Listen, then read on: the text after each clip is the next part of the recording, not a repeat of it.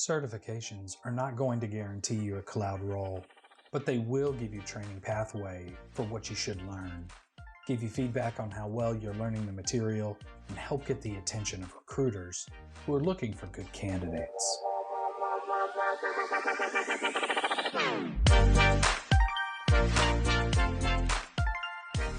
Welcome to the Get Into Cloud podcast. My name is Coyne. Today I want to give you some helpful tips for passing the AWS certification exams. Now, I'm assuming that you've already learned the material. This episode is not going to be about how to prepare for the exam. I think that advice is pretty tried and true. You need to go through a full course on a Cloud Guru or Udemy. You want to do some labs. You want to do some practice tests. It's pretty common. Read the white papers, right? There's common advice for how to prepare for those exams. I want to talk about the exams themselves, strategies you can use on top of learning the material to help you pass. The first thing that's helpful to know is the AWS exam structure. These are long form questions. And as the exams get harder, when you go from the practitioner exam to the associate exam to the professional exams, the questions get longer and longer and the scenarios get more involved. These are scenario-based questions that get to kind of the heart of your understanding of AWS services and how they are used in hypothetical situations. Generally, the questions are broken down into three parts. There's a scenario, sets the stage for the question. What I call the kicker, which is the kind of key piece of information that you need to answer the question. And then there's the answers, the multiple choice, or where you're choosing more than one or choosing one out of four answers for the question. The scenario is that beginning part. It's the story about a company that's currently has a website and storing client data in S3 or running a website on EC2. This just lays the groundwork for the question itself, and then it gets to the kicker after that. But one tip about the scenario I would say is that you want to skim the story. There's really not a lot in the story that matters. AWS really doesn't do trick questions, so you don't have to spend time going word for word through the question and looking for minor details. You can, if you can skim read the question in the kind of the initial scenario, that'll save you a little bit of time as you're trying to answer these questions. Then you get to the kicker, which is it's usually one of the last lines in the question, which defines what they are looking for. And it's usually something like, company wants to reduce costs on S3 or enhance high availability on EC2. There's going to be a line that tells you kind of the key detail of what they're looking for in the answers. You need to be able to identify this kicker to better understand the answers that matter. So, in order to be able to be successful on all of these questions, you need to understand how each AWS service can be manipulated versus the trade-offs involved. So, how can you make a service more resilient? How can you make a service more performant? How can you make a service more cost-effective? How can you make a service more secure?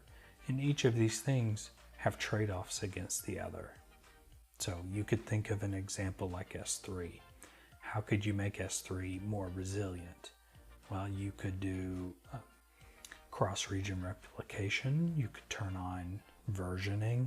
You could use one of the more expensive tiers where there are more versions available, as opposed to like single zone versions, right? So it's more resilient.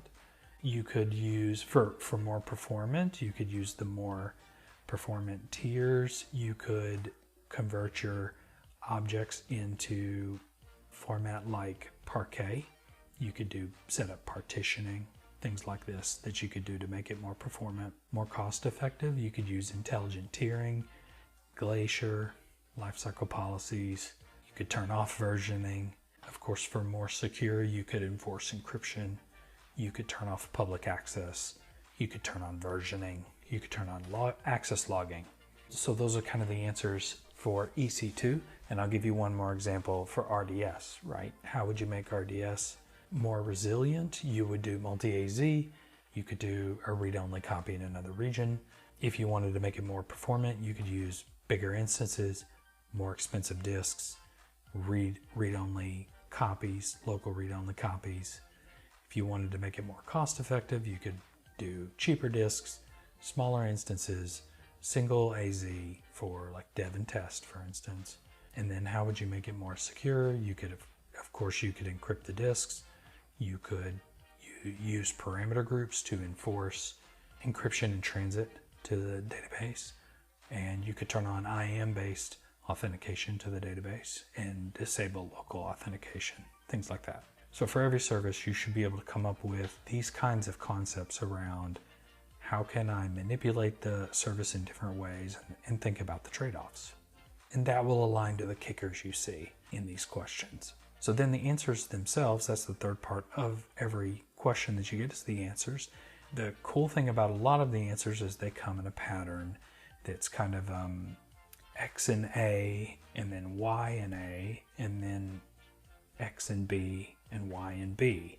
So I'll give you an example to kind of imagine, right? Let's say the question is about, you have EC2s and you have logs that are in memory, let's say, and you want to save those logs for folks to be able to review them, and you want to store them for long-term data access. Okay, so it's a question about logs. The answer might say, use EBS for saving the logs and S3 for long-term data access. That's answer A. Answer B might say use EBS for saving logs and Redshift for long-term data access. All right, so both those questions had EBS in the answer, and then they had S3 and Redshift. And then C and D might be use CloudWatch logs for saving the logs and S3 for long-term data access. Use CloudWatch logs for saving the logs and use Redshift for long-term data access. So it's the same pattern across both questions. But the great thing about this is it's not just 4 randomized answers. So if in your mind you're thinking, well, EBS is a bad choice for saving the logs, I want them in CloudWatch so that people can go into the management console and review the logs. And if the logs are on the EBS volume and the server crashes and gets deleted or something, you're going to lose your logs. So CloudWatch is the right answer for the first part of that. And that allows me to eliminate 2 of the 4 questions.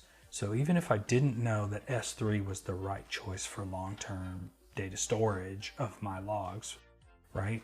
Even if I didn't know that, I've eliminated 2 of the 4 answers, thereby putting me in a good place where if I needed to guess at the answer, I'm now guessing at a coin flip. I have a 50-50 chance of guessing between 2 versus a 25% chance of guessing among 4.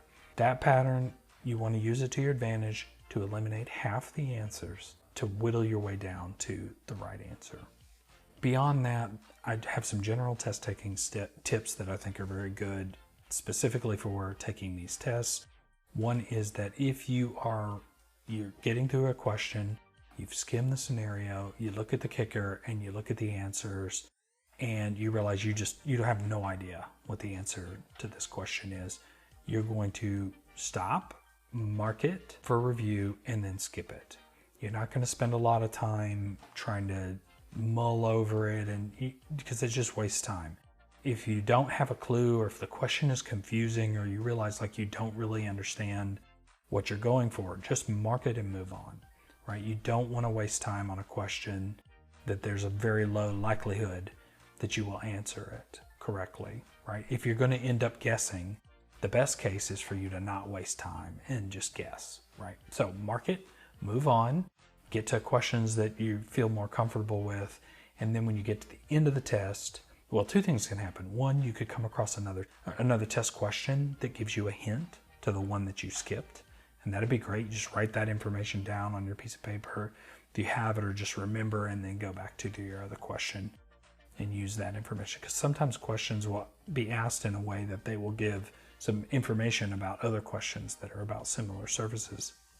But if you're not lucky and that doesn't happen, you get to the end, there's an opportunity to review all the questions that you skipped, and you can go back through and review all the questions that you skipped and try to guess at the correct answers at that point. The other tip that I would give you, or more tips that I'll give you, is to take the tests at your peak time. There's a lot of advice that you take the test in the morning, start early. Well, you need to know yourself. You need to know when your peak time is. So this is the time when during your workday you would normally kind of enter into flow and stuff like that. You just want to make sure that you don't want to get up at 5 a.m. and go try to take an exam when you don't even normally get up till 7:30 or 8, right? So take the test at a time that's going to work for you. You want to pick your peak time since you have a lot of, you get to choose when you take the test. One tip I will say, and I don't know that this is still true, but generally speaking, if a question asks about streaming data, I would lean heavy towards Kinesis being the answer.